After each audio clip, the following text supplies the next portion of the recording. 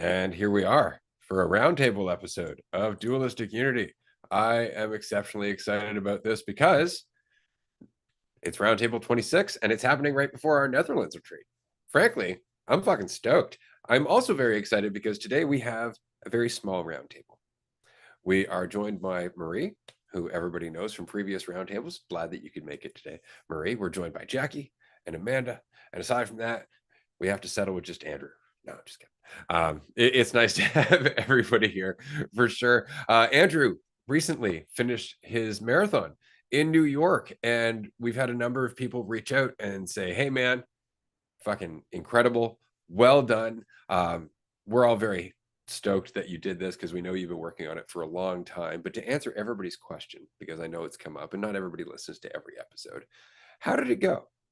And and more importantly, if you had to summarize one underlying message that you learned from it, what would it be? Um, I think it helped me to realize that you can make every experience what you want it to be, in a sense. Because I've spent, as you know, you probably, if you've listened to the podcast at all, you probably have an idea of, I've spent, trying to fucking get somewhere. And there was absolutely a point in my life where I would not have enjoyed that nearly as much because I would have had a goal time in the training. I would have been very rigid with it, would have been pushing myself in the sense of like, I would be better if I got, say, sub 4 hours or 3.5, or thinking about what other people were getting. Like, oh, well, I'm faster than that guy. I'm faster than that guy. I'm faster than that person. And there would be all of these comparative ideas. There would be all of these other thoughts about the situation at hand. And like we talked a little bit about it leading up to it. And, my thought process going in was just, I just want to finish and have as much fun as I can. And I felt like I did that. Like there was a point at the end of the race that I had a few miles left, and like I was still feeling pretty good, and I started running faster, and then I actually slowed down because I was like, no, I want to keep soaking this in. Like I don't actually want this to like, my perspective of it being a race and a time and a finishing point was a lot different than things like that have always been in my life. Because for me, like competition in sports, like I was always pretty athletic growing up, but it turned into this thing that became something that meant a whole lot about me.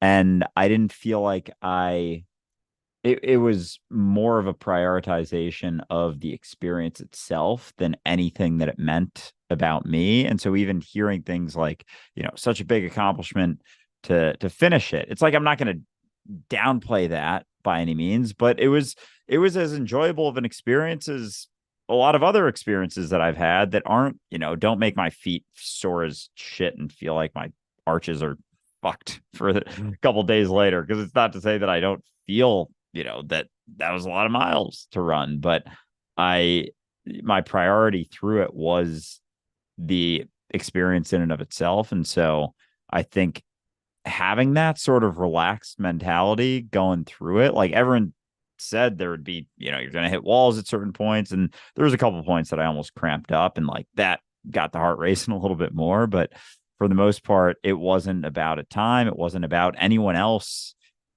doing it and me relative to them. And so it was like a very fun experience overall. And yeah, just really enjoyed pretty much the whole thing. And so yeah, the main thing I realized was that, the experience comes from me. Everything I go through, no matter what I'm going through. It's like it's rooted in me. It stems from me. There's no one else to look to make it fun. There's no one else to look to put the blame of it not being fun on them. It's like it comes from me. And I think that's something I've been realizing in all facets of my, like every experience that I go through. But this I definitely felt a lot of that. So yeah, I appreciate all the messages and all everyone in Discord, and I've seen all of those and really appreciate all of it, because it was a blast. And for anyone thinking about it, it's a fun experience to do, for sure. And definitely do some training for it beforehand. But yeah, it was a good time. That's awesome. And it's funny because as you were saying that, it reminded me of exactly what I went through in my time in the forest. It was very much for that. It was for what don't I need? Like, how much of this is defined by me for me? And it's not that there weren't certain points where you're like, oh, God, this is tough. I'm cold. I'm hungry. And I'm wet. I really just want to sleep somewhere warm. It's same thing as getting a cramp. But in those moments, you're like, I can continue on. I can do this, because the result of not. And you'd be surprised how much you can take. So that's fantastic. That's really cool, man. I'm really glad that you had that experience. But this is something that's important, and we've said it before, but I'm going to reiterate it because I can. Um, there's no way to shortcut the growth of your self-awareness. There's no way to get some concept that suddenly leapfrogs you to some elevated point of enlightenment, but you can make shit hard on yourself. That will teach you. You can put yourself in challenges. You can put yourself in the middle of the unfamiliar. You can toss yourself into something with no sense of certainty whatsoever. And in those moments of dancing, you will discover that you can dance. You will discover what dancing is to you. And you're going to discover that not everybody appreciates your dancing, while other people are inspired by it. Right. But it really is just that. It's jumping in. That's the only way you can learn. You can't sit there preparing to jump in, because all you're really doing is preparing to wait. And you're doing it really well. That's the worst part about it, is you're just not going anywhere. And so all that preparation is basically so you can justify not going. Right. So there's a balance. You can prepare, sure, but after a certain point, you have to recognize there's no real preparation. Like you can't know what's coming. So you can guess, but you can also get too carried away. Just leap.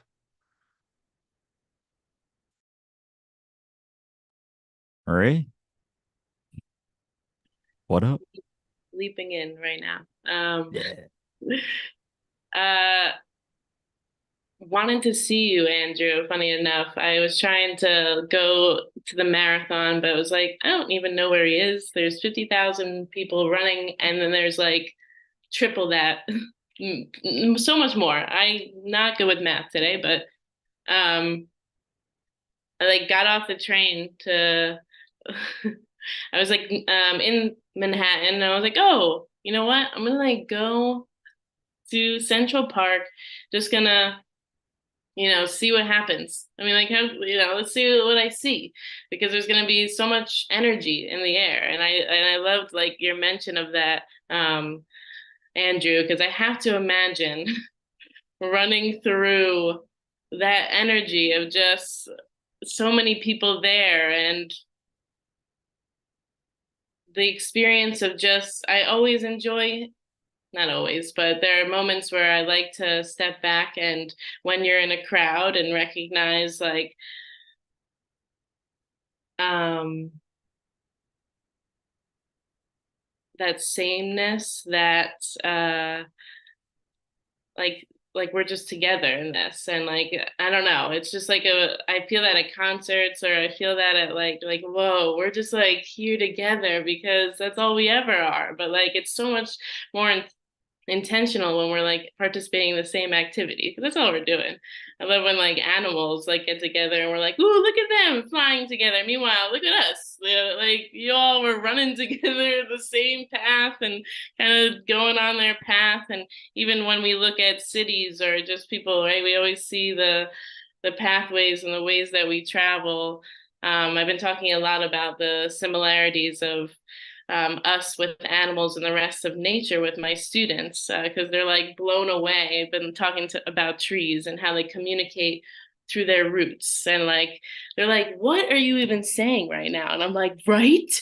I'm like um I'm like, they're sending messages to each other, they're communicating in the same way we communicate, because they're like, well then, if you're saying that like we're just making straight up, like a student saying, like if we're just making sounds at each other, like what's the difference then between us and animals or now trees? And I'm like, mm-hmm, you're right. What is the difference? And then I just keep asking questions to them, and like, because it's the best way to teach. Like, we're just like talking. Let's talk. What do you think? You know, like, what are your thoughts?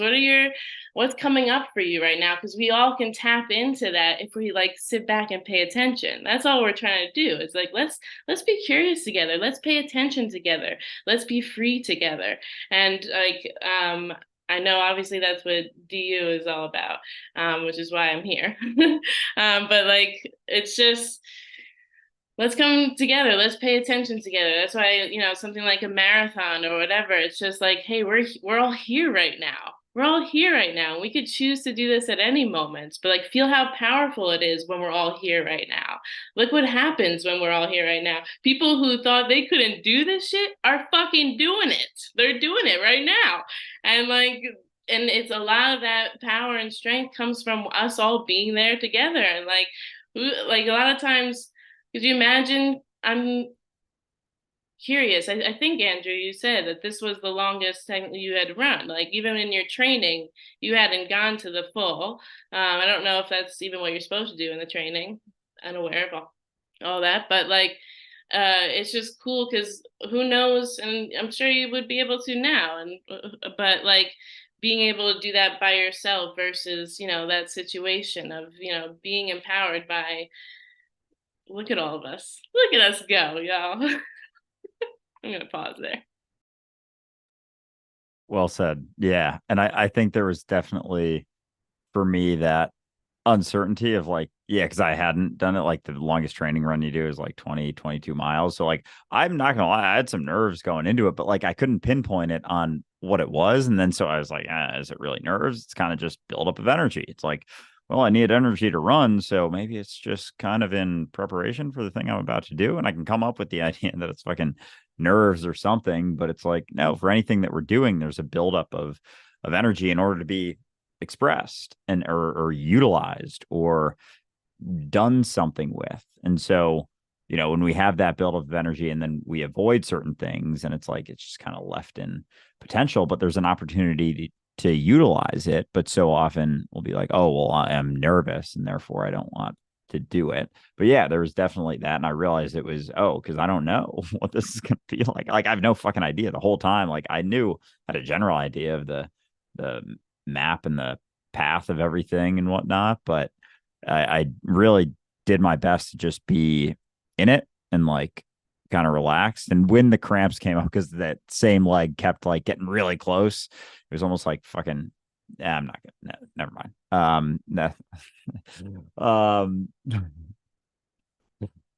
I'm like losing my train of thought. But just and I could imagine previously there would be like a lot of concern, and then there would be the thought of like, oh my gosh, is this gonna fully cramp up? Am I not gonna finish? Am I gonna drop out at fucking mile 4 the first time I felt it? And I was like, oh, I don't know any of that. I don't even know if this is gonna last longer than 2 minutes. And so there was a relaxation that I felt through that. But as much fun as I had, there was definitely the back and forth and the doubts came up, and it's like, yeah, I don't know. I don't know how it's going to go. I'm just going to keep doing it and find out and see what happens. And that can be, I'm talking about it in this context, but that's kind of anything that we go through, like any conversation we're having, any situation that we're in, any experience we're going through, any from the micro to the macro of how I'm feeling right now versus this whole situation I feel like I'm in. It's like, I don't know either.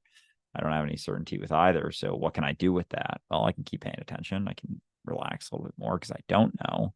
So in order to have a lot of tension, it's like I got to kind of have an idea of what to be tense about. But without that, it makes it a little bit harder for sure. Jackie or Marie? Nope, I want Jackie. Jackie. What up? What up? Yeah. I don't really know what I raised my hand to say, but just jumping in always, because do I ever really know what I'm going to say?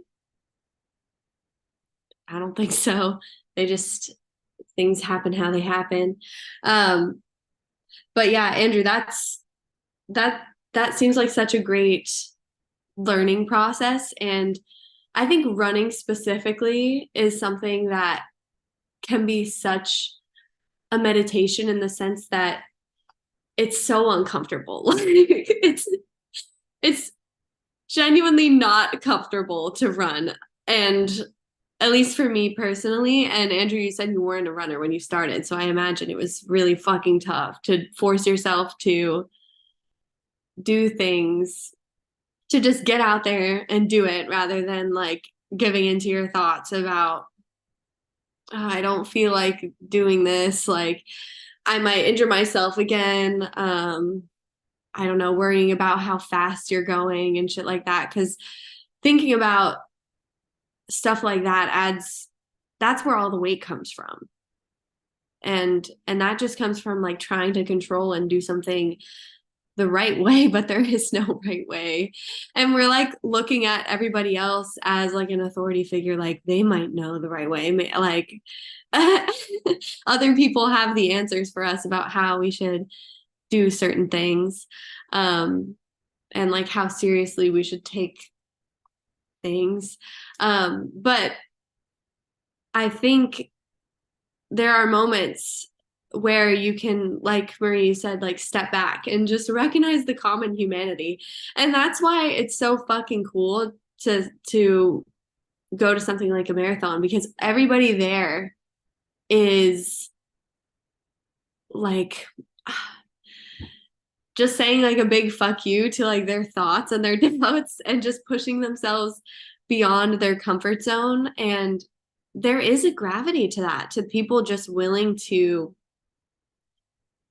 challenge themselves or to free their mind enough to like go into that scary room of reality that they haven't let themselves in up until a certain point. Like, oh my gosh. Like when I think about running a marathon, that seems like too big to even imagine doing. But like we can do anything as long as we don't make it a narrative. It's like the whole, how do you eat an elephant one bite at a time? You just have to do the step that's in front of you, and that's how shit unfolds. It's not about thinking about how something should go or how you should be or how you should feel and then trying to cram your experience into that and like just experiencing all the suffering and discomfort that comes with that, on top of just the discomfort of having to go through whatever it is you're going through in the moment. So like we make shit twice as difficult for ourselves. And yeah, it's like, Andrew, like you made it look easy because you weren't making it more hard on yourself, I feel like. Well said. Yeah, yeah, that's a good point. And it's interesting too with the discomforts because someone, I was in a DM or a comment, we're going back and forth about discomfort a little bit, and they were like, maybe it was in regards to weed, and I was talking about how weed still makes me uncomfortable, and they're like, "Oh, are you addicted to weed? Are you addicted to gummies?" And I'm like, dude, I could stop smoking whenever. I just know that it's like the discomfort is good. Like it's so fucking. There's a lot to that, and I want to make a video about that and just my experience with weed because people can come up with this idea of like, oh, you must be you do it a bunch, you must be addicted. It's like, you breathe a bunch, are you addicted to air? I mean, sort of. You eat a bunch, are you addicted to food? It's like, yeah, maybe, I don't know. You do things that make you uncomfortable. Is that to say that's an addiction? It's like, oh, you're working out, but like, why are you working out? That's a discomfort. Is it a discomfort, or is it now become a comfort? For me, working out was more comfortable than not working out. It was actually harder for me to take a week off than to not, because there was like, oh, what am I going to lose in myself? So you got to just continue to be honest with yourself. And they're like, well, I prefer the discomfort of whatever it was, lifting weights, over the discomfort of weed. I'm like, no, you're just saying that lifting weights is more comfortable for you and weed is less comfortable for you. It's not that they're both equal discomforts. It's like, to you, one is more comfortable than another. And so a lot of people, maybe with running becomes a sort of comfort for them, a way of avoiding certain things. And there's no right or wrong ever, but everything has the potential to be weed too. That can be something that's used as a escape. It's like how honest with yourself you're being, how responsible for yourself you're being. So it's funny how we come up with like, oh, well, these are comforts, these are discomforts, but they're all going to be on a spectrum based on the person, based on their experiences, based on what they're going through, based on how long they've been doing something, based on how they define themselves. And so there isn't even like, oh, these are discomforts, these are comforts. Like there are variations of that. And sometimes one person, a discomfort could be a comfort for another, and a comfort could be a discomfort for another. So you can't look to anyone else to be like, oh yeah, that's a discomfort, I'm going to do that to make myself uncomfortable because that's an easier discomfort for me to face. It's like, no, it's not a discomfort. It's just for you, that's comfort. For the other person, it's a discomfort. And so you just, at the end of the day, have to be honest with yourself about it and what you're going through. And there's not a right or wrong. It's not to say like constantly be in discomfort, but it's like, how much do you want to learn? How much of this experience do you want to dig into? Because the more you dig into, the more discomfort there's going to be. That kind of indicates the fullness of your experience in a sense. Not that it indicates, but it, I don't know, has the potential to make things more full, because you got to try new things. There's a discomfort that comes with that. And the more willing you are to step through it, the more experiences you have. And it still just comes down to you and your experience. But, you know, that changes depending on how you're seeing yourself too. Amanda, over to you. And on today's news, no. But Amanda, with weather. right, internally there is a raging storm. But the clouds have parted. Somehow the sun is shining. We don't know what's going on, and yet we never have. You know? And I love the analogy of like thinking about like an internal weather.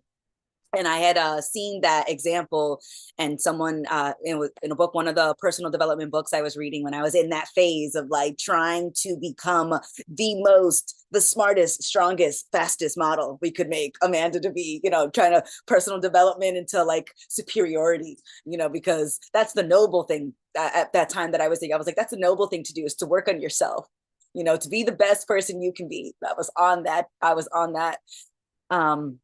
But I was just thinking about like when you're talking, when everybody was talking just about like comfort and how things that are more comfortable aren't better for us.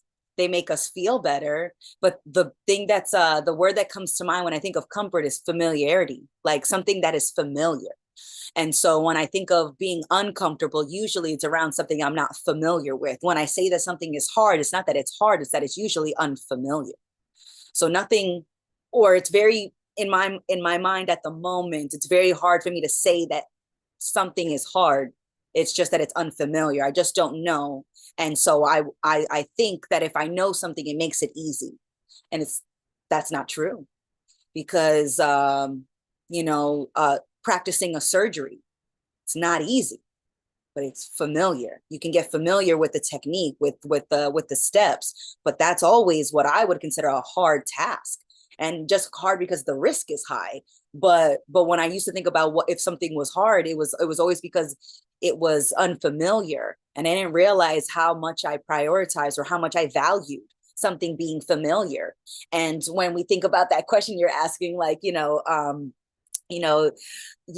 constantly in shitty relationships. Are you addicted to getting cheated on? You want to ask somebody a question about a habit that they're doing. It's like, it's like, no, I don't think that you're addicted. I think that you don't notice that you're willing to exchange romantic neglect or abuse to solve the problem of loneliness. I don't think that you're realizing what your exchange is, that you would rather be with someone who actively hurts you than being by yourself, because you imagine that people who are by themselves, there's something wrong with them. So I think it's so interesting how a lot of our stories are tied to what we imagine is okay and what we imagine is not okay. And when you feel that discomfort, it's when it's in one way of saying it, because there's many ways, but in one way of saying the way that you experience discomfort is when you're not pretending that you have control anymore, or when you're not pretending that you know what's best for you. And when you don't Because even when I'm making a choice that I'm confident in, I'm like, I don't know how this is going to turn out. You know, I am starting a new job. And in this example, we're starting a new job. And out of all the options I had, I picked this one because I thought this was the best option. Is it? I don't know. Is it really the best option for me? I don't know. But we picked it and we're here. And once if we pay attention, we can be sensitive to the response that we have to that new environment, and the response that environment has to us. And so and then when you're paying attention, you can realize, okay, I started this job and we are not even going to make it our first 30 days. And I have done that. I have started a job and quit within like 2 weeks because I'm like, nope, this is not working. I can already tell. I can already see that there is the the assimilation is not happening. I am not assimilating into this new environment. This environment is not embracing me. And instead of thinking, what's wrong with me? Why was I so stupid to pick this job? You know, why did they hire me? It's just, okay, we made this choice based on what we knew or what we thought we knew. We based it on assumptions. Those assumptions are proving to be inaccurate. And so we are pivoting. And we are sensitive to the fact that the choice we made was based on a guess, and that guess just turned out to be wrong because it's a 50-50 shot. So instead of being upset with myself for even going in this job, and it's like, okay, no, we're okay. All right. I guessed wrong. And that's okay. That's totally okay, because you're never going to make a choice that is 100% certain. You will never make a choice and know everything, and you will never consider all of the contributing factors. So you're always going to be guessing, but that's okay, because when you guess while you're paying attention, it's easier to let go of the guess. But if you pretend that guess is a plan and that plan has to be fulfilled, then you won't let it go as easily as you would. And it's only because your imagination became a story that you didn't want to let go of. And what's so funny is that you don't have to hold on to it, because if I made this Frankenstein, I can also unmake it. There's nothing that I can create that I can't change again. And so I asked myself, while everybody was talking earlier, I was like, do I ever not experience my imagination? Is every experience that I have just an expression of my imagination, good or bad, on the spectrum? I don't care where we stop. Is everywhere I'm stopping just a point in the story that I imagine we stop at? And if that's the case, then we can just imagine a new stop. And what do you mean by imagine? This is one of the problems I have with the word imagine. It's such an unexplained part of our subjective experience, but it is the foundation of everything that we do. Every invention that's ever made, it comes from our imagination. Everything that we've ever changed about our reality in terms of our relationship with nature comes from us imagining how to do so. Every language, every bit of art, everything it's all, even right now we're speaking quote unquote English, but it's really just sounds that we imagine mean something, and we all agree that they do, right? And it's just us just playing the same game. We're all playing the same game. Look at me making these noises, and we're like, I know those noises, and that's really all. That's all it is, right? But it's an exercise not in imagination, but in awareness, right? It's just another part of our awareness, but because it's not productive, because it's not a controllable part of our awareness, it's not something that fits into the grand scheme of progress, right? Like, you're just sitting there daydreaming, you're wasting time. Can you imagine the idea of experiencing yourself being a waste of time? What do we think we're here for? Exactly what is time for, if not for me to experience time in whatever fucking way I want, right? But that's really it. It's just an expression of what we are. And so even your experience right now is not even just imagining the future or imagining a future event, or even your perception of a past event, because that's also imagination, but it's also your perception of right here and now. You could look at that as also imagination. You imagine people are judging you. You imagine that you're only a human. You imagine that you're separate from the world. All of these things, we call them perceptions, but they're just an exercise in our awareness. They are optional things to hold on to as truth. And what's funny about it is just that, for the most part, it really just comes down to consensus, or at least that's how we look at it. You know, because there's a billion or so people that imagine Jesus was the one and only Son of God, therefore he must be. And that's often their argument. Well, look at all these people, they all agree with me. It's, yeah, but you know, how many people imagine that there's a Santa Claus? You know, that doesn't necessarily, you know, make it true, right? But it is all imagination, and that's unfortunately the danger. That is the danger as much as it is, you know, the prize and the gift of all of this, because you can do anything with it, but you can also totally get lost in it.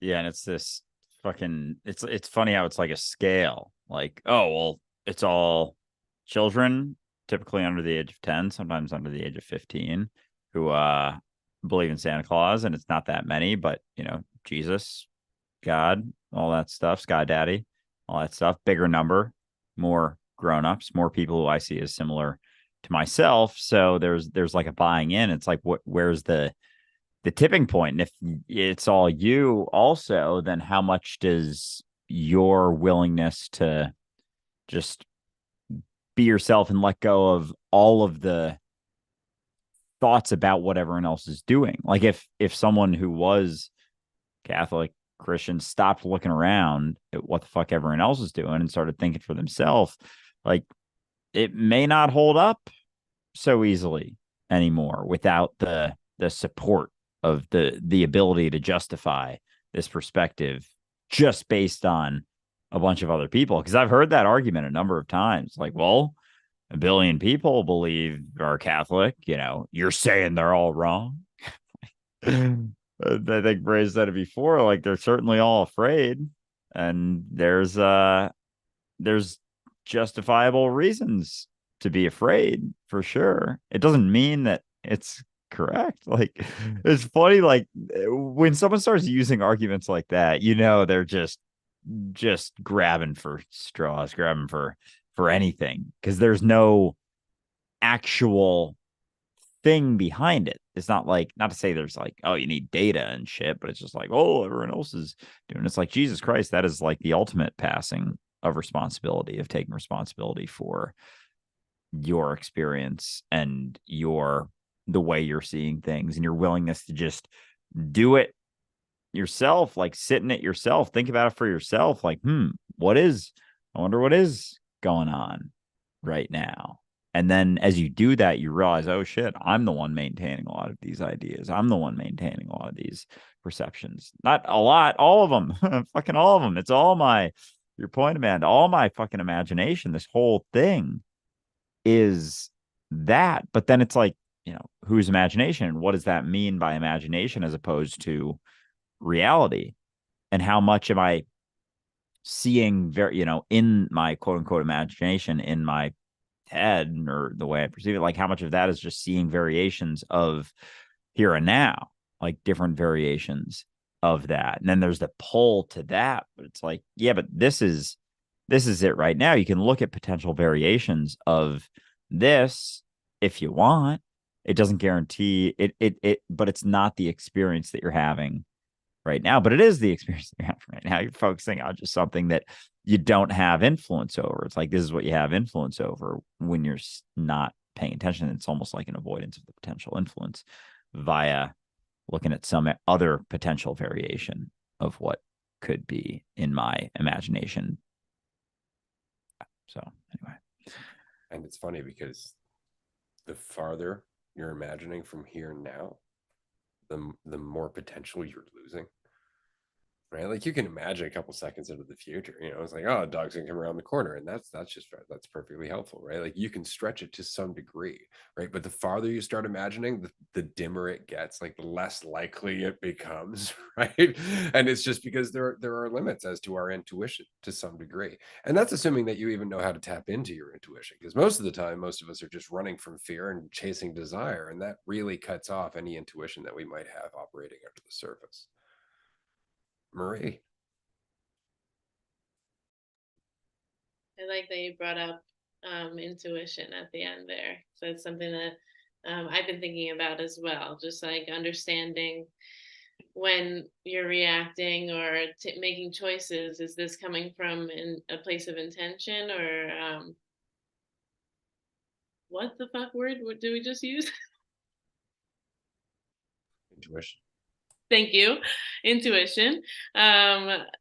Versus just like fear, or like that, familiar reaction that we have, that habitual reaction that we'll have, which is usually because of our fears, right? We'll build walls and cycles for ourselves to repeat, because it's familiar, it's comfortable. And that's why I really like talking about the discomfort and what you said, Amanda, and it's really just unfamiliar for us. That's like anything. And that's what's so fun about the idea of leaping in or jumping in. And, we have a lot of that when we're kids, like, let's do this, let's jump, what can we do? What can we do? And then you fall and you hurt yourself, and then you go, oh no, if I do that thing, I can hurt myself. And then you like create a little fear behind it now. It's like, I don't know if I'm going to do it in the same way that I have been doing it, with that freedom of like, woohoo, no consequences. Or I don't know even what that means. And then, something like that pops up, and it's, a practice of not allowing those moments of falling down and identifying with those moments. Like, oh no, I fell and now this means something about me. Now I'm the worst. Or, now I'm just whatever it may mean. It doesn't mean anything. It's just an experience that happened. And if you choose, you could look at it as just being an opportunity for you to see it differently, to not attach to it and just be like, oh, I fell because maybe, I didn't grab on right. Let me try that again. Let me, I'm gonna jump again and try to, whatever the scenario I just made up in my head about kids jumping. I guess I'm thinking climbing trees. I'm not sure. But then with imagination too, it's always been one of my favorite things. Like as a kid, I have a best friend that I'm still best friend. That's a silly label, but I have somebody I've been close with my whole life. We grew up together, and we always would play these wild imagination games. And I love talking to other people about now, like, what were you all playing growing up? Because like it was such a big part of like my childhood, to play these weird imagination games where we could be able to like jump in, like we're gonna be in a world where like everything's a video game. We'll like jump in, and once we're in this world, now we're in this video game and we have these characters, which is crazy because like now virtual reality is becoming a thing as I'm saying this. And that, like any other invention, is just us being like, hey, what if we tried to do this thing? And like the fact that we're even able to have this call right now and like have this conversation was based off of somebody being like, hey, let's see if we could try to, communicate in this new way and build like the invention of things just makes no sense to me sometimes, because when I think more about how dreamlike this experience is, it really just feels like a video game where like we're just ping ping ping. That's the sound of tools being made or whatever, and like we're building these tools and we're using them, and where are they coming from? I don't know. We're thinking about it, and then it's becoming a thing, which is crazy. That's like all this is us thinking about things, and then they're happening, and then that's our and whatever we're experiencing is this stuff is showing up for us, I guess. And so it's just like a funny thing. There's so many notes that I have. I don't know how long I can vent for, but I'm gonna keep going. So Keep going. yes. I loved your comment, Ray, of like daydreaming and how that's looked bad at, because it's like, who are you to tell me how to spend my time? Like like what are we doing here? We made up this idea that we should be spending our time, whatever that means, working or grinding for some odd reason, when we could just be here and living and doing our thing like everybody else seems to be doing, other than humans. We're making up this thing that feels pretty crazy, but it's like, who are you to tell me? And then no, I feel like these are so many different thoughts. I feel like I don't know if I could go through all of them, but when you were like, cool, when Andrew, when you brought up the weed thing and like people asking you about like, I even saw something that was like about your tolerance, a tolerance break, like how often you do that. And you're like, dude, like I don't even know what you're talking about. Like, it's just that's not how I use it, or that's not how I see it. I'm not seeing it as like anything different than like people have coffee every day. I know, like, and like that in itself, like people, like I've watched my dad when he doesn't have caffeine for a couple, like a day, he like feels nauseous, he has a headache, he's like irritable. And not to say that, this is coming straight from that, but there are effects that happen. And I just think it's interesting when, there's that stigma or that conditioning that people are still tied to with weed, and like that being something that you can't use regularly and live I don't know, some kind of life. I don't know what word I'm thinking of, but like just live your life in like a productive. I was gonna say productive, but like I don't know if that's where I'm trying to get at. But like as somebody who has been regularly doing that and living my life, and I feel like because I don't look at it in the same way, that, releasing that stigma or that conditioning of this meaning anything about me, it's like uh, a lot of things. So like I think the thing before this, where you all were talking, in the live, I don't know what it's called, but it was really cool, and I liked at the end when veganism came up. I love using the word veganism. It sounds like like a religion of some sort, because it is to an extent, because I also was vegan for a while, but I can't even say that, and I never really said that because I was not strict about it. I was just like, trying it out, like, I was noticing when I was eating certain foods I wasn't feeling well, so I was like, oh, let me try doing this. And it was just like an exploration for me. And when it became too much about like what you were saying, Jackie, of like people like really getting defensive or identifying with it so hard that it was becoming much more than it needed to be. Because if you look at this whole experience, um, today we were talking with my students about the Native Americans and like how they would utilize nature around them, and a lot of that came from like hunting animals. And like the kids were like, what, they would kill animals? I'm like, dude, you eat chicken. You have like your hamburgers, all that stuff that you're eating, that's animals. And they're like, what? I'm like, yeah. I'm like, it's just like a part of what happens. They don't have stores though, like they're not they don't go to stores. They had to like get the animals themselves, and they were just like blown away that was it wasn't a connection for them. And then, but my point being that like it's just like a natural way of being here. Like there's no right or wrong. My body's like, you gotta stop talking because I'm about to start choking. I gotta pass it. Hold on. Jackie, would you like to continue on?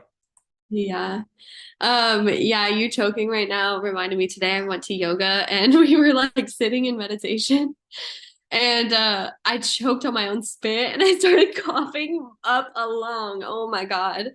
And there was the thought to be embarrassed in that moment, but it's always a choice whether we want to pick up that weight or not. What I've just been chewing on recently is just how fucking absurd it is that we think we know what's best. Like we think we can have any sort of control over the outcome when we can't even explain literally our immediate experience at all. Like it's a mystery what we even are. There's no way of really knowing that just besides just being it. And so I think when you spend more time focusing on just being what you are in every moment. Amanda's still dying. It's hard for me to talk when she's laughing because it's so fucking contagious. And Amanda, get it together. This is serious, don't you know? We're talking about the universe. But yeah, it's like there's such a temptation to try and understand or conceptualize or know what the fuck to do, and there's just no way to know. There's just no way to know, and that's just what we're stuck with forever. But I think the more that you surrender to that, what emerges is sort of just a natural sense of expression of whatever the situation calls for. And that's including your own experience as part of the situation. Like you can be like, okay, Jackie is feeling this way. The environment is feeling this way, which in reality it's no separation, but you're from this point of view, you're viewing yourself like from behind. And you can like see all your thoughts and your narratives, and you can make a decision that isn't just influenced based on your programming. But I think it can be uncomfortable to sit in that point of authority over your own experience because we don't trust ourselves. We're never taught to trust ourselves because we're taught to defer to certain authorities. And we just make the assumption that other people know better. And everybody's consciousness is at the same like level of accuracy.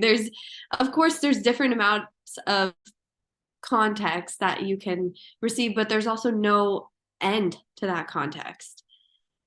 And no matter what, nobody can ever predict the future. So what you're basing your judgments on are the past, which inherently aren't going to be the future. The future is ever changing, and no one day in this universe has ever been the same.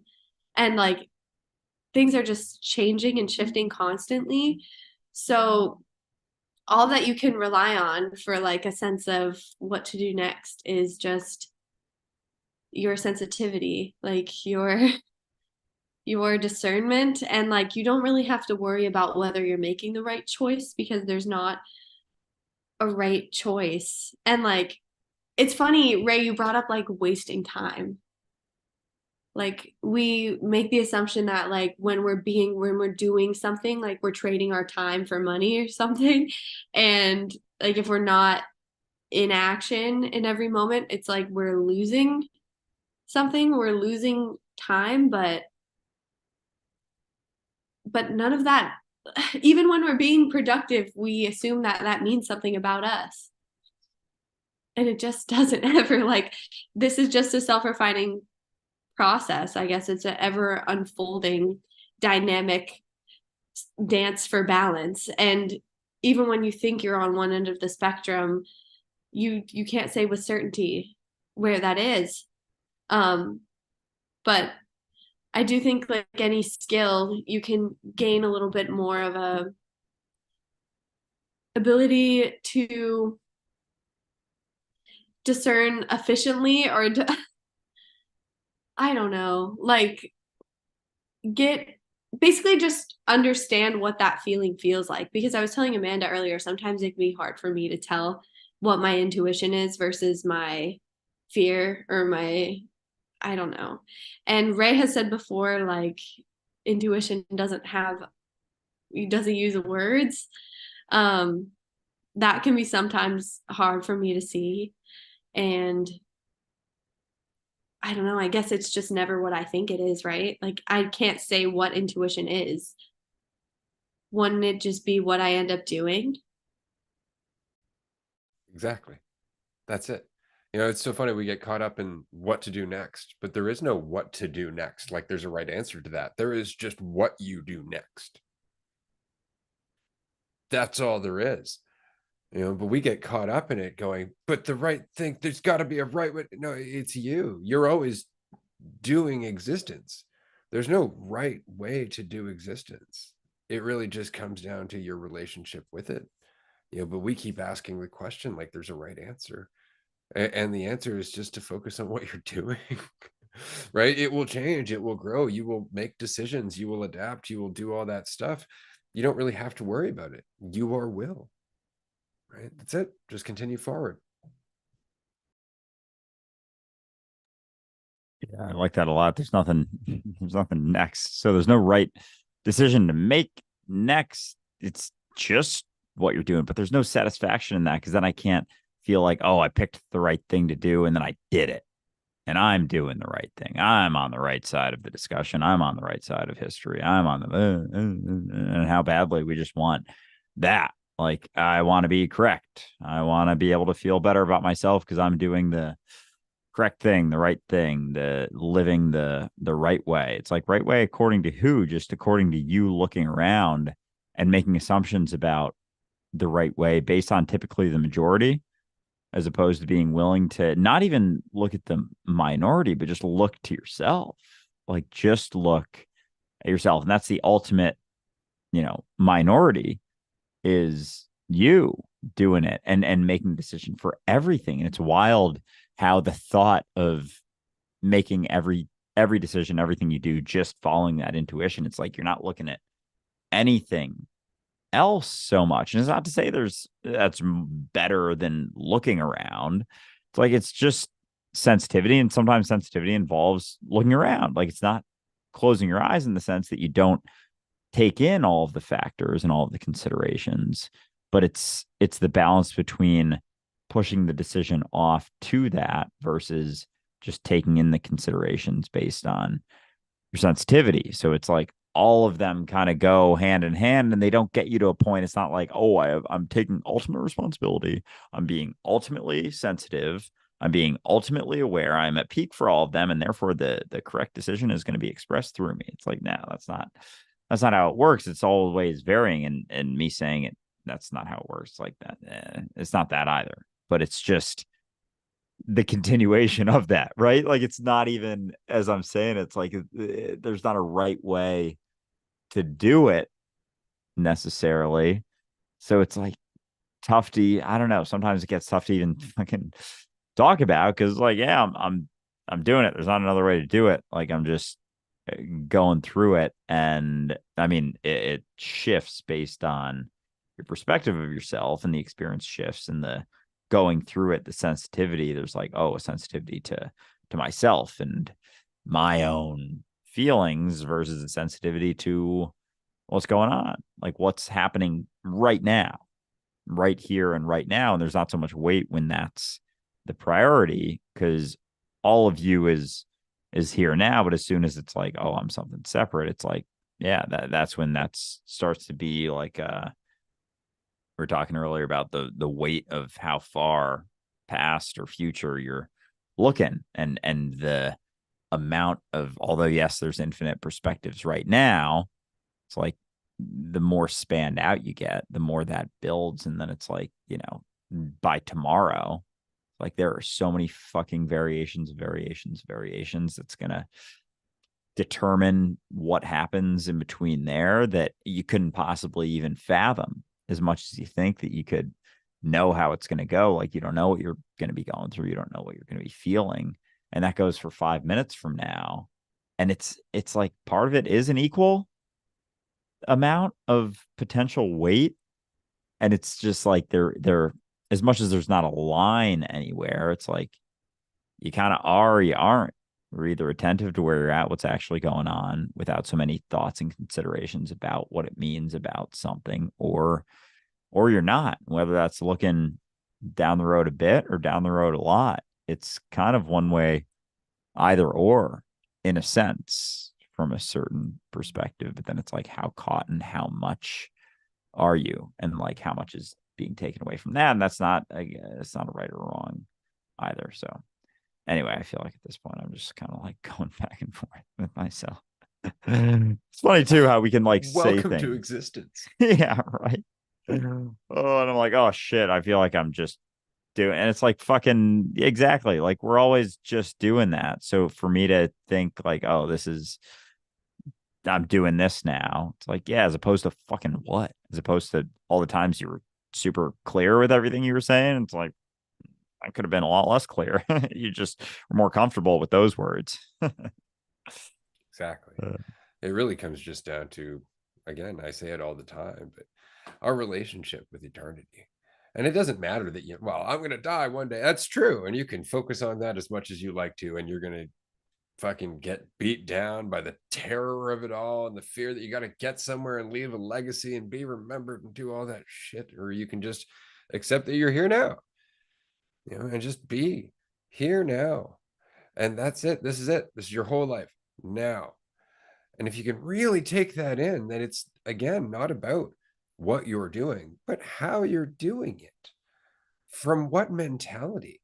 How much are you making it hard on yourself for no good fucking reason? How much are you making it about how valuable you are? How much are you making it about how right you are? How much are you making it about how you look or how you're perceived by others or how you assume you're perceived by others? How much are you making it about trying to prove yourself to something? Like all of that shit is optional.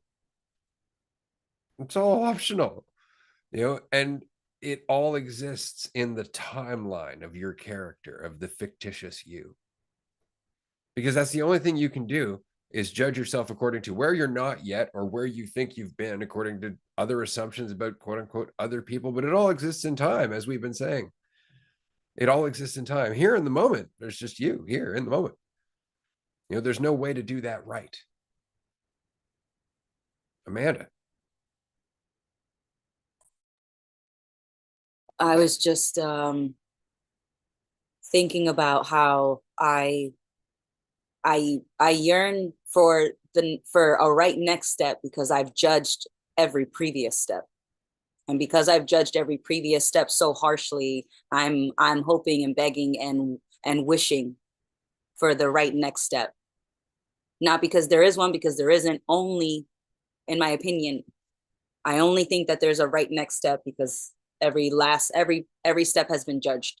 And it doesn't matter if I've judged every previous step as what I would consider good or bad, it still was judged. And it either passed my judgment or it failed my judgment test. But every single step that I have ever taken has been judged, including the one that I'm on, as I'm on it. And so, of course, with all these judgment, then, there must be a right next step. How much am I trying to control everything? How scared am I? Because if I'm thinking about like my value, if I'm thinking about how do I raise it, I'm thinking about, how am I perceived? I'm only concerned with all of those examples and some, because I'm trying to control what I think can be controlled because I'm scared that I'm not in control. But I never have been in control. And when I was younger, when I was a little kid, and I knew on like a logical level that I wasn't in control because the parents were in control. And so like there was a feeling of not being in control and that being okay. And yet somehow could not recreate that as an adult, could not re-experience the fact that like not having control is not a problem until the first retreat where that hit me, and I'm glad that it did. And when you were talking about like intuition and imagination, intuition happens now, the imagination happens in time. Imagination happens later. I imagine shit happening later, but the intuition is all what's going on right now, and it's very much individual focused. Like if I'm listening to my intuition, it's usually I am sensitive to what's happening in that moment relative to the character that I'm playing. And when I'm listening to my intuition, it's very much individual focused. And when I'm thinking about imagination, I'm thinking about how this individual relates to all the other characters.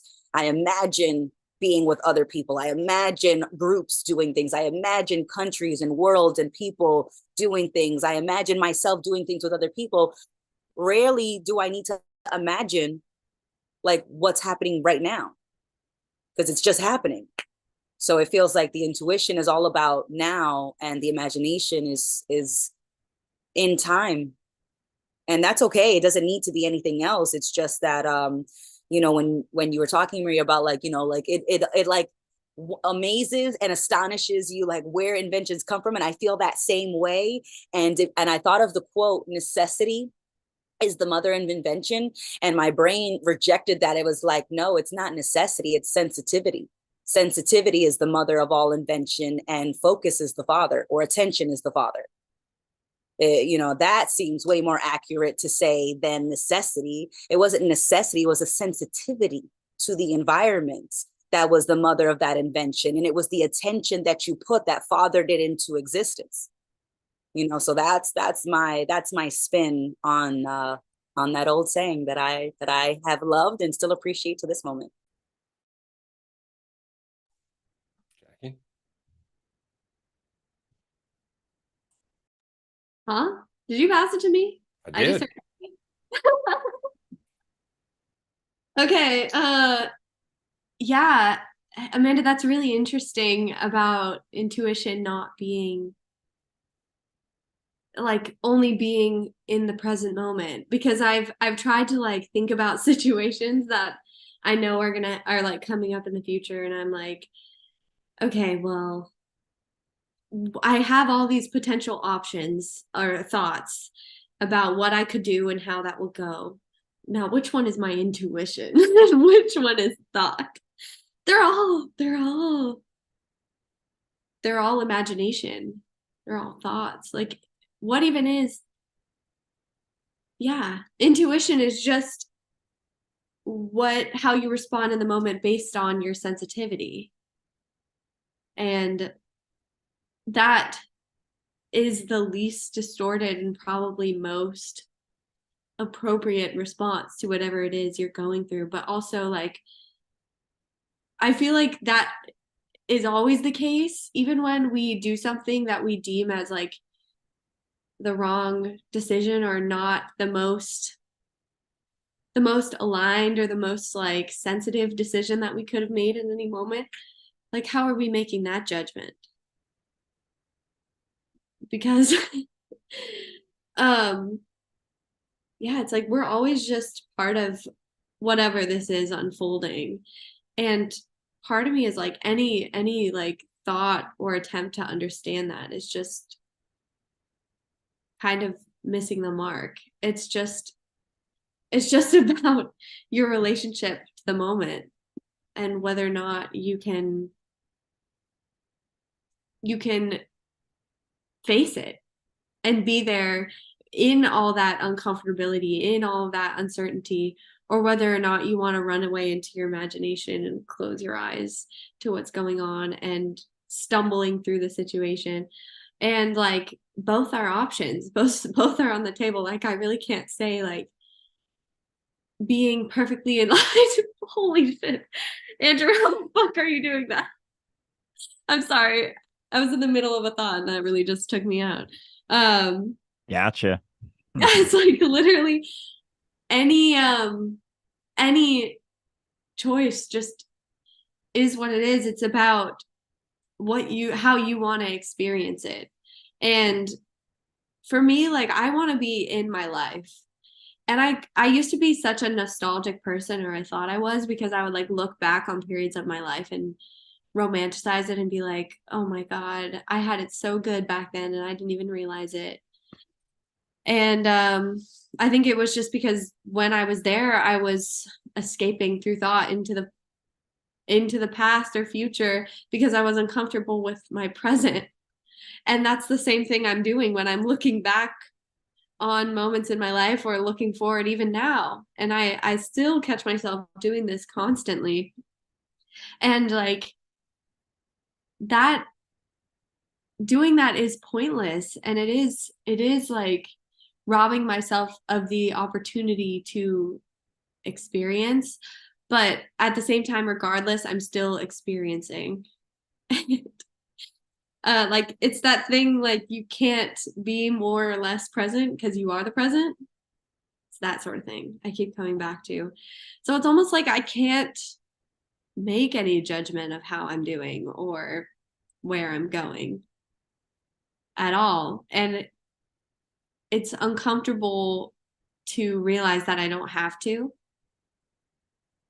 but I don't have to. I don't have to. And there is no false security in that. So it feels very vulnerable. I think just life just feels vulnerable, but that's also freedom. Like nobody ever said it would feel good necessarily. It's just a more full experience of what you are rather than sheltering yourself just to like this little corner that you feel like is safe, but at the same time you're always going to be curious about what more is out there.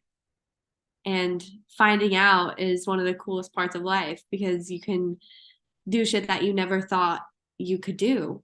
And of course, because why did you think you couldn't? Like, you are intelligence manifest. You are the intelligence of the entire universe in a drop. Like, and we try and control that and think we know what that means and underestimate ourselves far too often. And it's crazy, but we don't have to do that.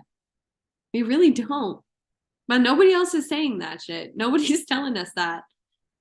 And why not? Not much profit in it.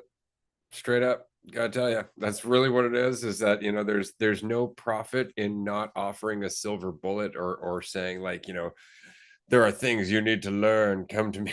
Like there's no profit in telling people that they're good enough on their own, that they have everything that they need, that they can do this, that they've got this. Like there's no profit in it whatsoever. That is exactly why the fact that we still exist after 2 years is frankly fucking mind-blowing to me. And it's just because every step of the way, this is what we're saying. You don't need us. And people who listen to the podcast, people who support us on Patreon, they know that. What they know is that they don't need us. What they know is they could be spending their entire time, like their time doing something else, normally with somebody who's tearing them down or competing with them. So if you're going to spend time by yourself anyway, you may as well fucking celebrate that shit with us. Right. And so they're supporting us on Patreon or they're listening to the podcast because it keeps it going. It keeps it in existence. And the more people who do just for that, the deeper those roots go, because that's what we're here for. You know, we don't want to be here because we got to get somewhere. We don't want to be here because we have some fucking purpose. God, that sounds dreadful. What's wrong with just being here? And if you're like, well, there's got to be, that's just because you're not looking at where you are. You've missed the garden. This is the garden. This is where you are. This is where your life is and always has been. And this is the only place that you can cultivate that relationship with yourself, which is why we're so keen to escape the now. Because in looking towards the future and looking towards the past, we don't have to look at what we are. And that's why relaxation scares us. It's because when we relax, we come to terms with what we are. We feel vulnerable, as Jackie said. We become that exposed nerve. And that's what we're running from all the time. All of our shit, frankly, all of the stuff that we didn't want to face, all of the stuff we're afraid to look at, all of the stuff we don't want to recognize, all the stuff that we do habitually and know that we do habitually, but justify away. All of that is in the moment now. All of that is in your awareness now. But how much time do we spend trying to speed through it, trying to get somewhere? And then we wonder why. It's because the alternative is change. The alternative is actually to sit in self-awareness and in a moment of sensitivity, allow yourself to continue on. That is it. And it's just something that we're not used to doing. It's something that we're not used to doing. And so we assume there's nothing to do. It'd be like every day you're speed to work, you speed to work, you speed to work, and you go by this restaurant. Let's just say it's a Chinese food restaurant. And every day you speed by, you go past it and you never see it. And then one day you're like, fuck, I'd really like some Chinese. And somebody's like, there's a restaurant right over there. And you're like, what? This shit happens all the time. This shit happens all the time. How easy is it to miss the potential of this moment? How easy is it to get lost in the fiction, the narrative, the timeline, and forget that here and now has a feeling all its own before you interpret it. Here and now has a power all its own because it's what is. Well fucking said. I've noticed that specifically with food recently, that I've always, oh, I eat because I'm hungry. It's like, yeah, there's an experience of taste going on here. And if I fucking shovel that shit into my mouth and try and get to the point of not being hungry right away, I'm not gonna fucking taste that shit. Like, I'm just realizing how little, like, you taste it in passing, but it's like 40% taste. And it'll hit me sometimes halfway through a meal, like, fuck, I barely tasted this. I'm going to slow down right now. And then it's like each bite, there can be a less, like, you don't have to put so much on the fucking fork. You can like tone that shit down and it's still the same amount of taste. It's not like there's more taste because there's more food that you're fucking shoveling into your gullet. And it's so funny, like that, how much that specifically with what you're talking about, that can be applied to so many different things that we go through. And when we are doing that, we're missing experience. So we don't even realize what we're missing.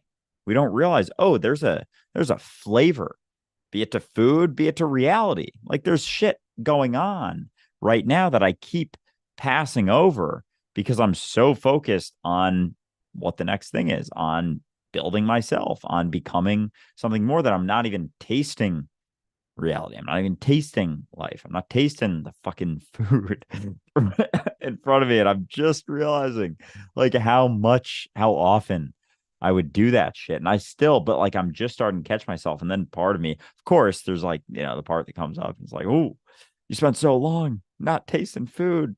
What the fuck? And it's like, yeah, as long as I'm focusing on that, I'm not tasting it right now. So it's like, what the fuck am I going to do? Continue to not taste it by wishing that I tasted more before? It's like, I've never been able to taste anything more than the thing that I'm doing right now. Might as well just do that and shut the fuck up about what's happened or the food that I've missed previously. It's like, as long as I hold on to that, I'm missing the food. Still, I'm missing life. Still, as long as I'm focusing on whatever had been done or could have been done or should have been done. Like, you got what you got right now. You can either taste that or not. Yeah, because one day you're going to be dead. And that's really it. Like, and it's not even one day you're going to be, it's kind of like the expression, well, at least you have your health. That can sound really cliche until you're sick. Then all of a sudden you're like, shit, that was nice. That was really nice to be healthy, right? And that's very much it. Like, you may not have a meal as delicious as the one you're having right now. Man, how many meals have you gone through that may have been fucking spectacular and you didn't know because you were trying to get to work, right? Like, and that's really it. Like, it's just, this is what you got. This is your life. This is your life. There's nothing more important because this is what you've got. And if you say, well, there's something more important, what exactly? You can say comfort and all that stuff, but if you're beating yourself up all the time, if you're always in your head, if you can't actually experience the present you're in, it's the Midas touch. Like, that's really what it is. Like, the whole story of King Midas is that everything he touched turned to gold. He could have all the riches he wants, except he can't ever taste anything because as soon as he touches it, it turns to gold. He can't ever love anybody because as soon as he touches them, they turn to gold. That's the whole point, is you can have everything you want and never be able to appreciate it. And that happens more often than we think. And we forget it's simply because our priorities are fucked. Marie. Totally are fucked. And it's interesting when you talk about like I love that story because I think I've talked about it with students too. But everything he touches turning to gold, because then how are you appreciating what's really here and right now? When we're continuing to wish or look to having more, obtaining more, what does that really mean though? What does that mean? Because really obtaining more is something we made up here. We sought out, we said, hey, having a bunch of things, that means something about you. That gives you more value. And we made that up though. So the most you can ever have is always in this moment. And a lot of times we don't do it, like when Jackie, you said like, why aren't more people talking about this? And obviously we know. Like questioning is so uncomfortable, and it's so much easier to attach to the conditioning beliefs we've been brought up with. Like, I'm just gonna attach to this, identify with this until I die, because it's much more comfortable than questioning anything else. And when you start to question people that are really like that, and that's when they start really grabbing at random shit, like, hey, 1 billion people believe this though. And it's like, okay. Because you just can sense the fear, the uncomfort. And it's not like we don't all experience that fear, that discomfort, but we don't turn away from it. We don't attach to other things to give us that comfort. Not to say like, oh, look how great we are. No, that's not the point. That's the opposite of the point. It's just like the more we look at labels or having things as meaning something about you, and all we're experiencing is what we're experiencing. It doesn't necessarily mean anything about who you are. The more freedom that comes with that. I know I've said that phrase so many times, but I like saying it because it's helpful. It's a good one. It's helpful. Yep. I don't know what you said, but I'm assuming it was something good because it's right. No, there it is, the good and bad. No, yeah, it's interesting enough when you brought up Amanda too. Well, we've all been talking about it, intuition versus imagination, but like, I like what you said about imagination being like part of time versus, intuition just coming from here in the present. But I think of what I was talking about earlier too. And like in my present moment, a lot of times I am inviting imagination in. If this makes sense, right? Like my present moment, like my present moment's mine. This this moment, like my question, or I guess where I was like thinking of, is a lot of times it felt like imagination is part of the moment, because who's to say, I think we said this earlier, who's to say what is it has a flag and everything. I'm claiming this moment as mine. And Here. here. I love this is why I join roundtables, by the way, is the chats, y'all. But like the moment offers so much depth that I wonder, like imagination, I don't know, there was something about what you said about imagination being more about, time or the future, but like I feel like I can invite a lot of imagination right here and right now, because it all feels like my imagination. Like this, you know what I mean? So I'd be curious your thoughts on that whenever that happens. Okay. Yeah, no, I like inviting imagination to this moment, right? So like getting into like a medieval voice and like, I have claimed this moment, let it be known, this moment has been claimed, right? And so like we are bringing imagination right into this moment. But usually the way that it's always towards making this into something else. Like I imagined this into something else. I imagined a different character from a different time period, and I'm embodying that character from a different time period. So usually anytime I'm using the imagination, even now it's to change the now. But like intuition feels like I'm not changing it. I'm just literally like responding in real time to the moment without changing it, but just being sensitive to it.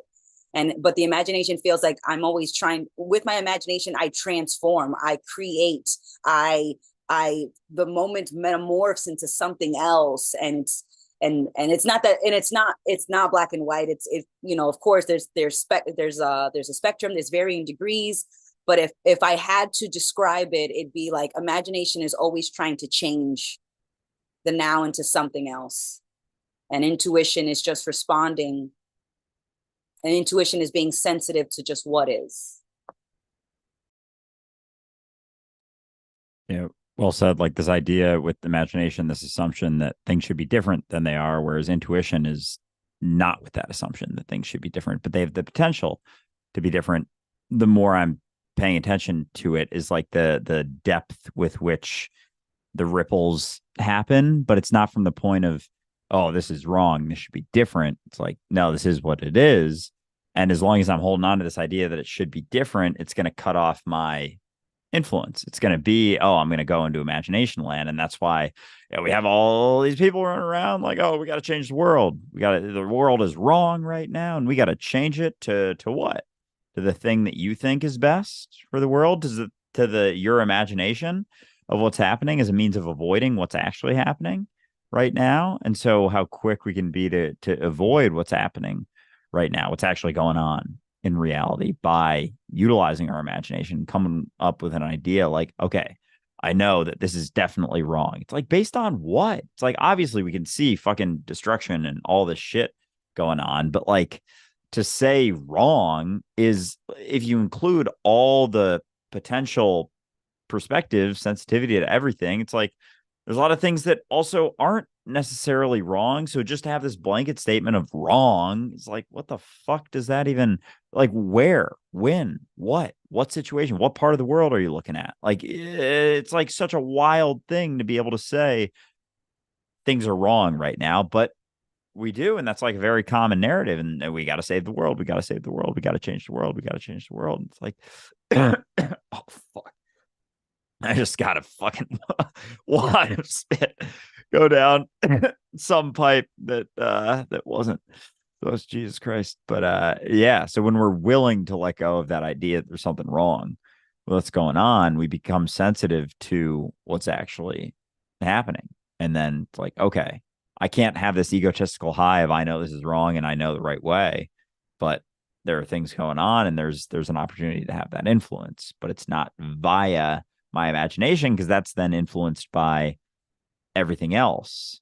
And it's like, yeah, it depends on how you define imagination, of course, like we've been kind of saying, but it's like we can have influence on our imagination, depends on what we're saying. Like, is my imagination, inside my mind, or am I looking at my imagination? And like, how seriously am I taking my imagined ideas of what's happening, quote unquote, outside, inside my mind, versus and the thought that there's something wrong, and letting go of that allows that influence to actually be had, because it can't be through the veil of this is wrong, I have to change it, because then there's me changing it, and then the opportunity to judge that situation or how it's being handled comes into play immediately, and there's no way to control it. There's no way to control the variations of you happening right now, but you can have influence over it.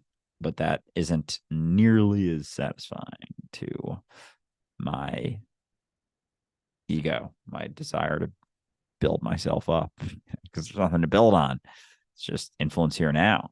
But like, we haven't really explored that experience so much, so we don't even know what we're comparing that illusion of control to, what experience that is, because like, haven't had a lot of experience with that situation yet. I've been doing it my whole life. So anyway, as we were saying, though, slowing down, as Amanda was saying about attention and sensitivity, right? And it's in everything that we see the value of this. Like, it's in sports, it's in art, it's in music, it's in conversation, right? It's in everything that we see the value of slowing down and paying attention.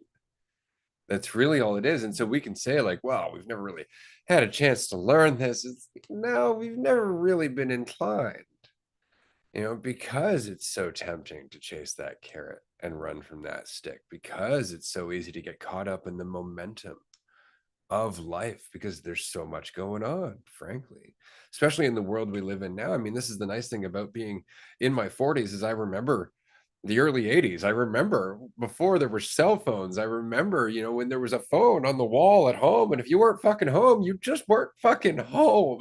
That was pretty much it.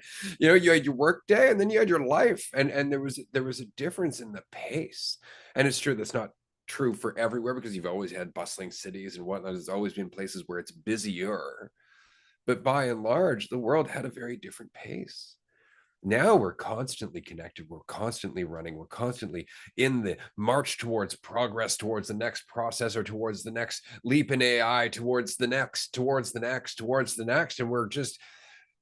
we're caught up in a momentum that is mostly in our head, because we're all still just here.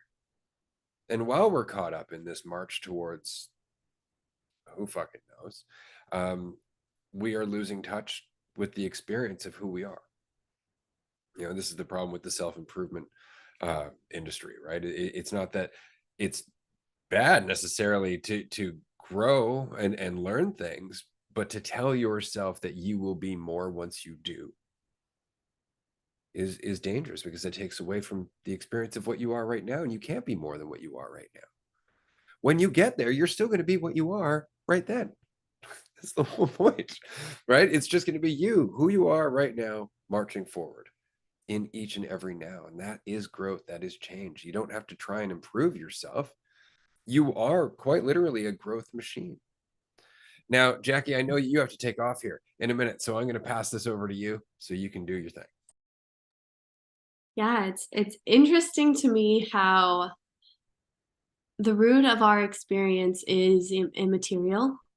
It's very much subjective, and it includes the material to some extent, because we like perceive it, or we have an experience of the world around us as if it was separate. And I think just the dominant mentality of our society is just so materialist.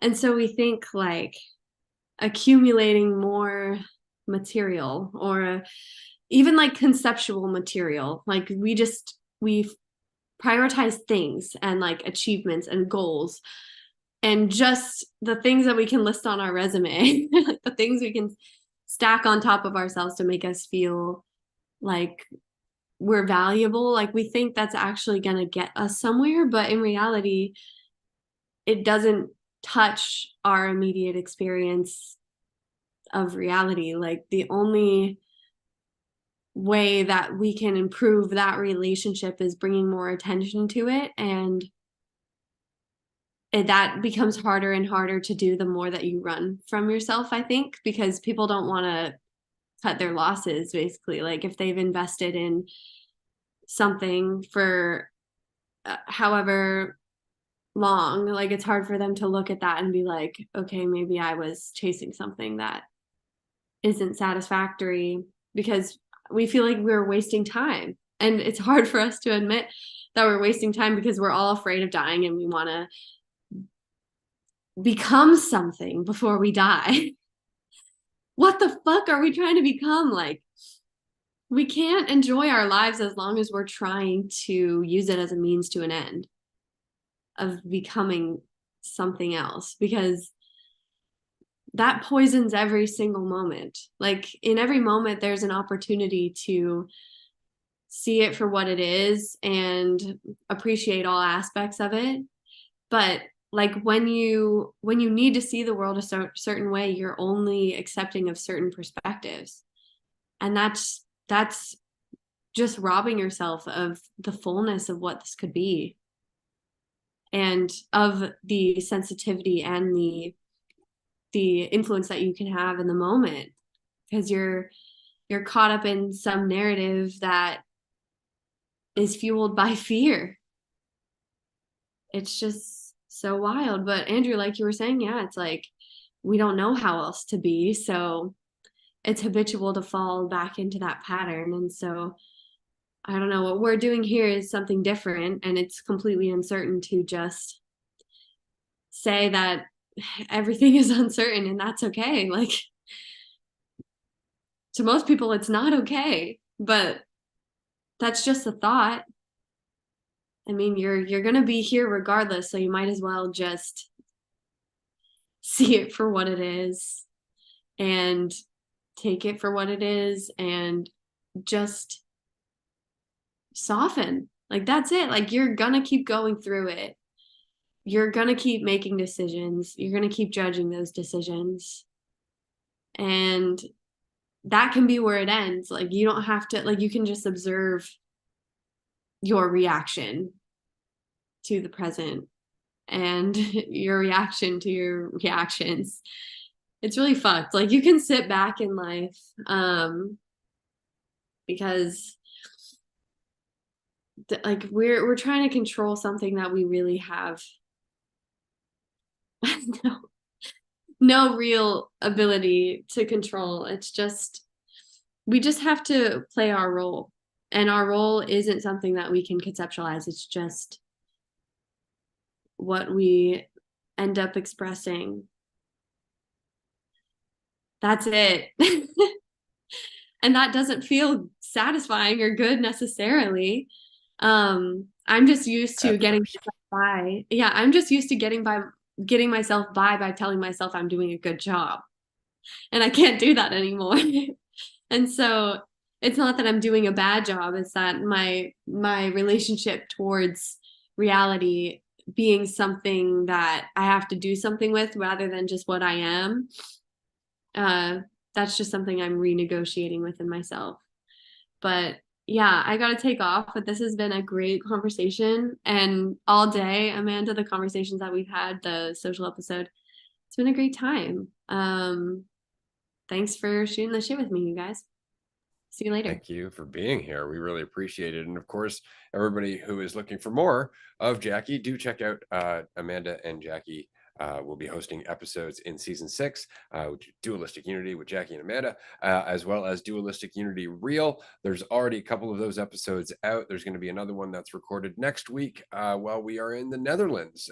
Jackie will be talking to us from North America, firmly anchoring us back here in our home base, so that way we can shoot the shit from over there. But we are really looking forward to sharing more of these conversations. The episode of Social just before this was amazing, Jackie. So thank you for being with us. We really appreciate it. Yeah, bye, guys. Thanks for being here, Jackie. Love you. Talk to you soon. But I had a thought on the last thing she was saying in regards to like being different, and how kind of like what we were talking about before with the world, people thinking the world should be different. Oh, the world's got to change. There's something wrong with the world and I got to fix it. And yet at the same time, we're trying to fit in. It's like, what are you trying to fit into? The world that you think should be different?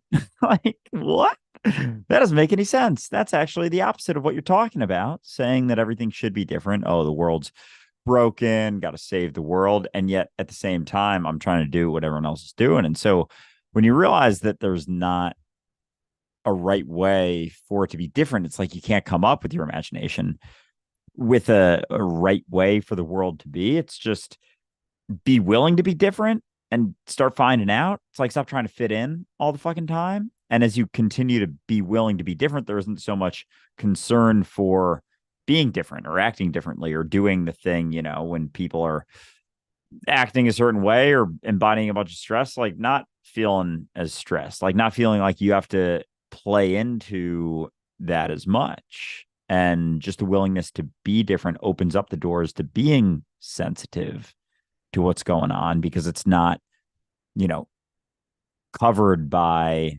oh, I want to fit in, because then that's going to be a very narrow perspective, right? As opposed to, no, I'm good with being different. Then it's like everything opens up, because fitting in is just a very narrow, specific way of acting, as opposed to being different. It's like everything else, every other potential variation. So the willingness to be different, which is just willingness to be yourself, like you could use all of those terms, phrases kind of in tandem, that It's just about the willingness to be different allows you to be more yourself. And then you don't have to fit in so much. And then things start shifting as you do. Like reality is very much a reflection of you, of course. Of course it is. It has to be. It must be. And like as deep as that motherfucker goes in each and every moment, the variations, and we'll put off like, oh, well, it's other people are doing this. Everyone else has to change, but me. And it's like, have you tried?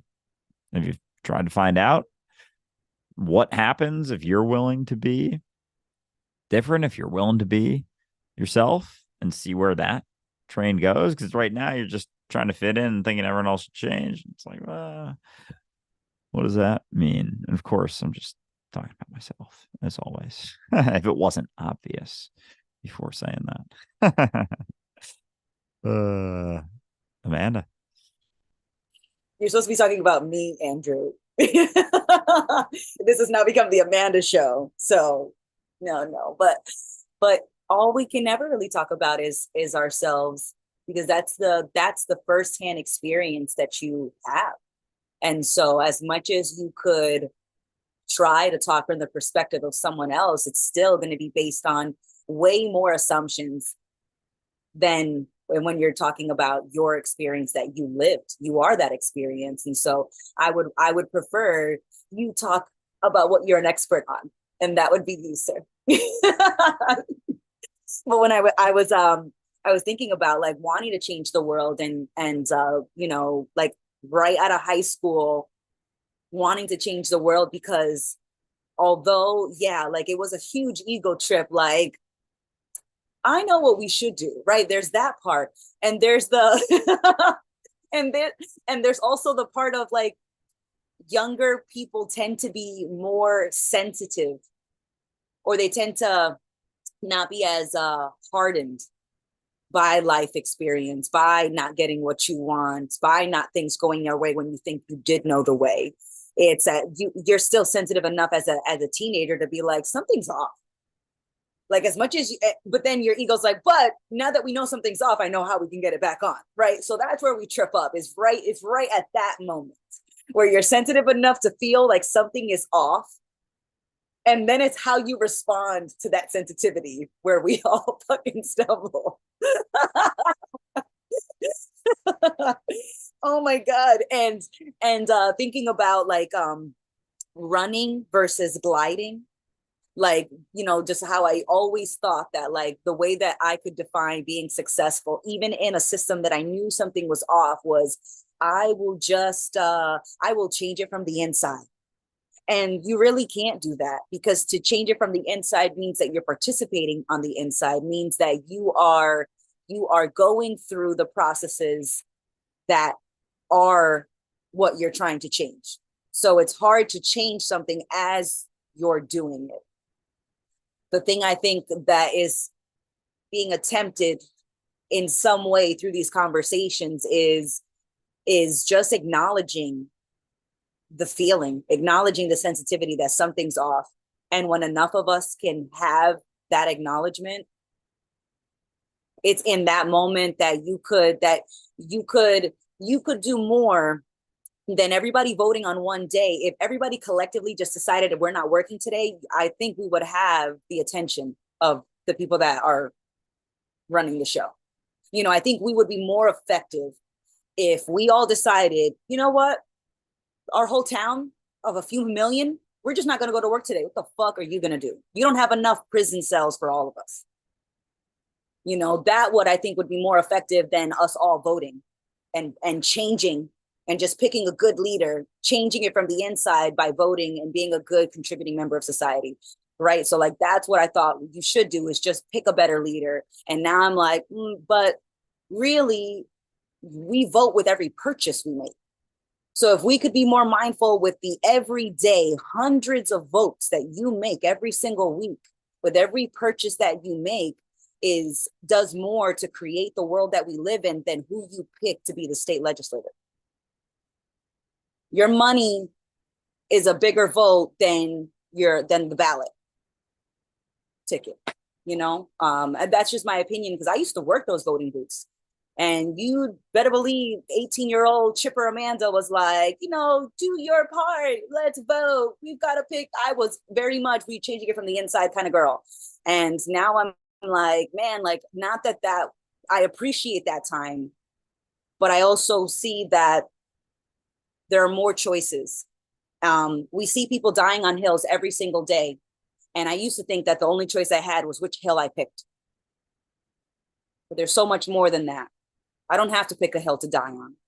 I can just keep walking. Well said. Because that realization, like especially with the voting, how quick we can be to like, oh, my vote matters, but it immediately discounts every other fucking thing I do in my life. Like you said, like every purchase that we make, but it's not just that. It's like every action that we take, like everything is that vote. And if I'm thinking that, oh, my vote matters, my vote means so much, my vote's doing this thing to shift things, it like allows me to not consider everything else that I'm doing in my life. Because I voted, and we even have fucking stickers like, I voted, I did my duty. And it's like, what the fuck else are you doing the rest of the year? It's like that was one smidge of an experience that you went through.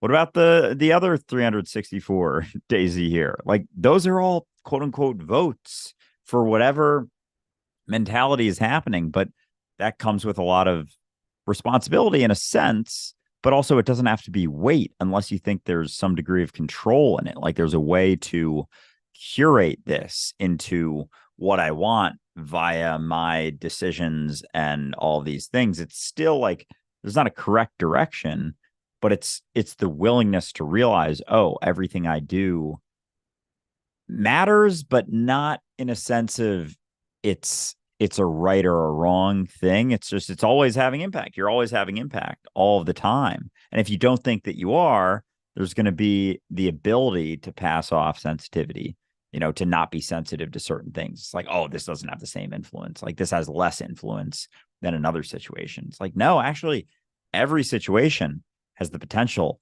for every degree of influence. You think you're just talking to this one random person that you pass by. You don't know the impacts that that's going to have throughout time. And so, of course, everything is like a level playing field in the sense of influence, but then the variation comes with how much you're actually paying attention to it. Like the lack of sensitivity is having just as much influence as the sensitivity, just in a different way. Like you can't escape the influence that you're having. You can just avoid the recognition that it's being had, that there is influence being had, like, closing your eyes or putting your head under the covers when someone's trying to tell you something. It's like, oh, I'm just going to pretend you're not there. Like, that's not moving me. I am still right here. Believe it or not. Still here. Oh my God. No, it made me think of the analogy I like to compare this to in terms of like our votes, in terms of how we spend our time and attention and money is you have a fitness goal and you're valuing the time, the 1 hour a day in the gym more than the other 23 hours that you're existing.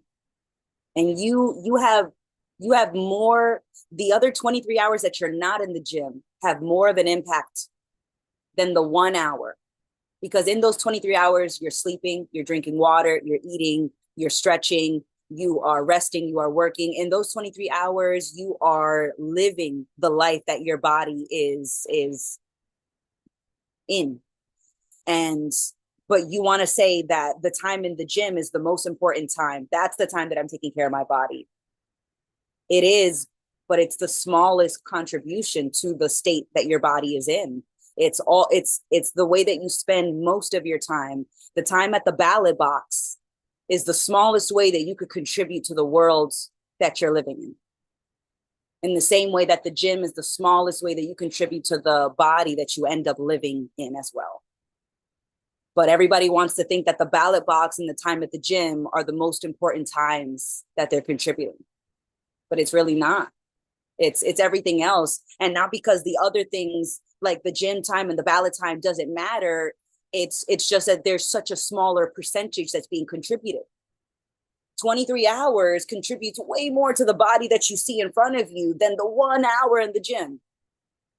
Because I could be in the gym and I could be working out and we could be sweating it up. But if I leave the gym and I eat 3 extra large pizzas and I stay up all night and I don't sleep and I drink nothing but energy drinks, it doesn't matter what I'm doing in the gym for that hour. I could burn up 5,000 calories in that 1 hour.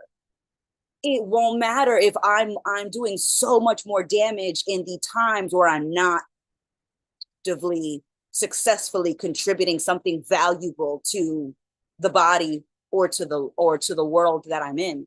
People, you want to complain? I complain so much about the world that I built, forgetting that I laid those bricks down with every choice that I made.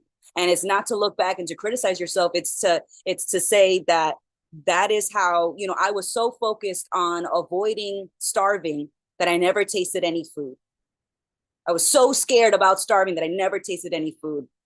But we've got to go, and I got to wrap this up. And it has been fantastic. And thank you so much for letting me go on another rant. Absolutely. Appreciate you guys being here. There's been a fucking blast going back and forth. And yeah, Marie, Amanda, right? It's been fun. We have tier 2 Patreon in about 14 minutes. So if you're watching, hope to see you there. If not, we'll talk to you probably tomorrow, where we have a Wednesday. So free live Zoom and then Patreon. We have an episode. We have live stream, all sorts of fun stuff. For sure. Join us before we take off.